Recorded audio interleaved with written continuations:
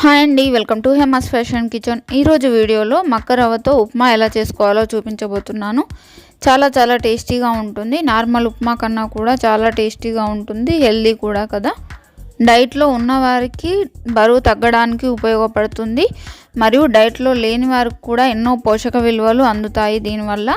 So ఇంట్లో తప్పకుండా try చేయండి. ముందుగా ఒక ప్యాన్ పెట్టుకొని 1 టేబుల్ స్పూన్ వరకు ఆయిల్ వేసుకోవాలి. బొంబాయి రవ్వ ఉప్మా లాంటివి చేస్తే ఇంకా ఆయిల్ ఎక్కువ వేస్తేనే బాగుంటుంది కదా టేస్ట్.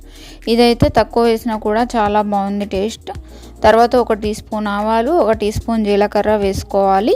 ఆయిల్ లేకుండా మక్క రవ్వతో గట్క కూడా చేసుకోవచ్చు, పాతకాలం నాటి వంట. ఆ వీడియో ఆల్రెడీ పోస్ట్ చేశాను, లింక్ డిస్క్రిప్షన్లో ఇస్తాను చూడండి. తర్వాత 4-5 పచ్చిమిర్చి చీలికలు కూడా వేసుకోవాలి. సన్నగా కట్ చేసుకున్న ఒక ఆనియన్, ఇంకా ఒక పిడికెడన్ని జీడిపప్పు పలుకులు, ఇంకా పప్పులు ఏమైనా కూడా యాడ్ చేసుకోవచ్చు. ఇవి 1 నిమిషం పాటు వేగిన తర్వాత పిడికెడన్ని పల్లీలు కూడా వేసుకోవాలి. మీడియం ఫ్లేమ్లో పెట్టుకొని మంచిగా వేయించుకోవాలి, రెడ్డిష్ కలర్ వచ్చేంత వరకు. తర్వాత 3-4 వెల్లుల్లి రెబ్బలు కూడా సన్నగా తరుక్కొని వేసుకోవాలి. వీటిని కూడా 1 నిమిషం వేయించుకున్న తర్వాత చిన్న ముక్కలుగా కట్ చేసిన క్యారెట్ ఒకటి వేసుకోవాలి. హై ఫ్లేమ్లో పెట్టుకొని ఇప్పుడు వేయించుకోవాలి. క్యారెట్ మంచిగా వేగుతుంది, టేస్ట్ బాగుంటుంది హై ఫ్లేమ్లో పెట్టి వేయిస్తే. తర్వాత 1 టమాటాను కూడా చిన్న ముక్కలుగా కట్ చేసుకొని ఇందులోకి వేసుకొని బాగా మిక్స్ చేసుకోవాలి. టమాటాలు సాఫ్ట్ అయ్యేంత వరకు మూత పెట్టుకొని మగ్గించుకోవాలి. ఒక 2 మినిట్స్ ఉంచుకుంటే సరిపోతుంది. తర్వాత ఒకసారి బాగా మిక్స్ చేసేసుకోవాలి.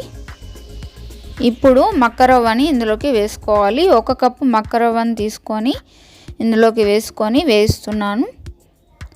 దీన్ని కూడా మంచిగా వేయించుకోవాలి. ఒక 2-3 నిమిషాల పాటు మంచిగా మీడియం ఫ్లేమ్లో వేయించుకోవాలి.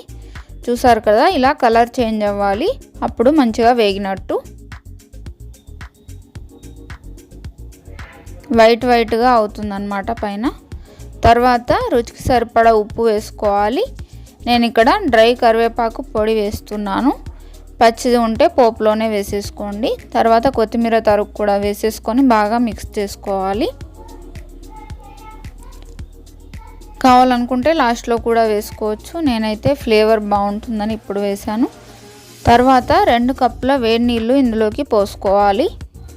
1 కప్పుకి 2 కప్పుల నీళ్ళు అన్నమాట. ఇవి పోసేటప్పుడు సిమ్లో పెట్టుకోవాలి స్టవ్, అండ్ కలుపుతూ పోసుకోవాలి.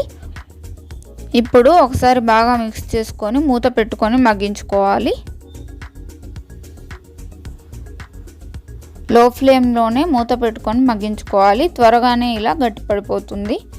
ఒకసారి బాగా మిక్స్ చేసుకొని మళ్ళీ మూత పెట్టుకొని కాసేపు లో ఫ్లేమ్లోనే ఉండనివ్వాలి. ఇలా వాటర్ ఏమీ లేకుండా దగ్గరకు వచ్చిందంటే మన ఉప్మా రెడీ అయిపోయినట్టే. చాలా బాగుంటుంది, తప్పకుండా మీరు కూడా ట్రై చేయండి. ట్రై చేశాక ఎలా వచ్చిందో కమెంట్ చేయడం మాత్రం అస్సలు మర్చిపోకండి.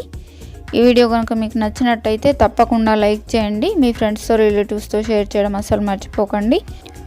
ఇలాంటి మరెన్నో న్యూట్రిషియస్ రెసిపీస్ కోసం నా ఛానల్ని తప్పకుండా సబ్స్క్రైబ్ చేసుకోండి. ఇంకా ముందు కూడా మంచి న్యూట్రిషియస్ రెసిపీస్ రాబోతున్నాయి. సో తప్పకుండా నన్ను సపోర్ట్ చేయండి. వీడియోస్ ఎలా ఉన్నాయో కమెంట్ చేస్తే నాకు బూస్టప్ ఇచ్చిన వాళ్ళు అవుతారు. సో తప్పకుండా కమెంట్ చేయండి. Thank you for watching.